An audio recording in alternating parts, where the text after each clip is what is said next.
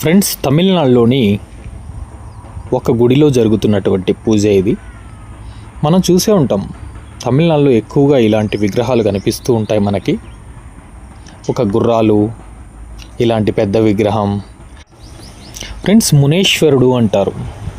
మునేశ్వరుని పూజలు ఈ విధంగా చేస్తూ ఉంటారన్నమాట. చూడండి, ఎంతోమంది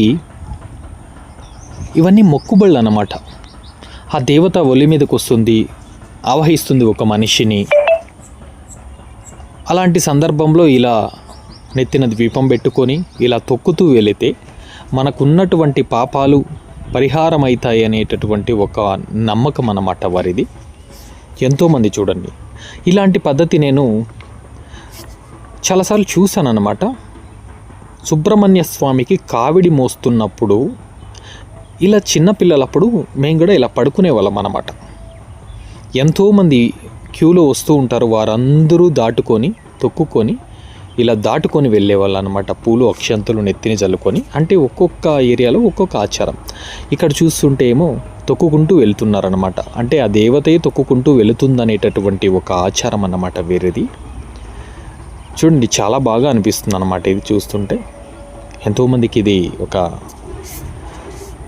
ఎంతోమందికి తెలియని ఒక కొత్త ఆచారం అన్నమాట ఇది.